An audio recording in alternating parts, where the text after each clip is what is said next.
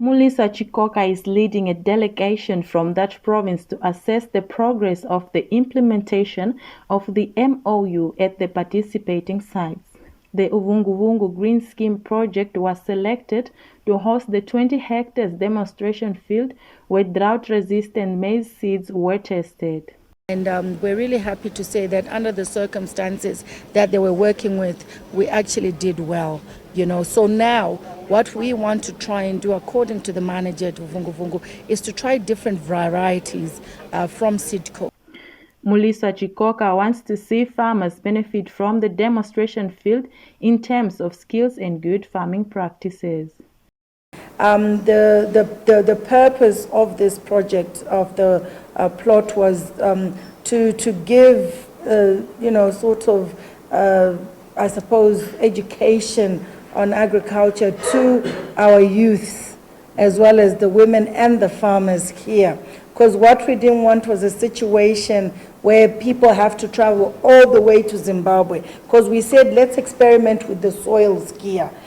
Water supply and a shortage of equipment for applying fertilizers were among some of the challenges Smith said affected production.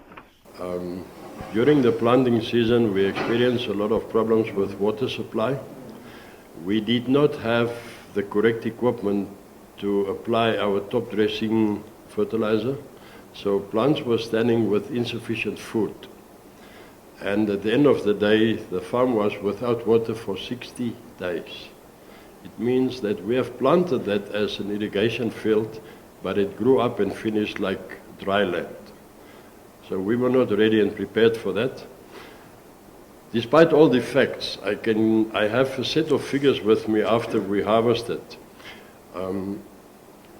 Close to harvesting, we experienced a veld fire where community members were fetching water from the river, and kids were having a fire going, and the wind took the fire right across the floodplain and destroyed some of that specific pivot of maize. I think we lost about 5 hectares. It was reported all over. He says the maize seeds procured from Zimbabwe-based Seedco were of good quality that could have produced a good harvest.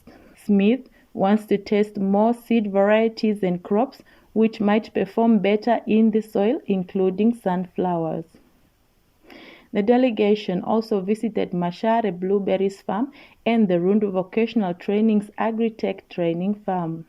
Elizabeth Mwengo, NBC News, Uvhungu Vhungu.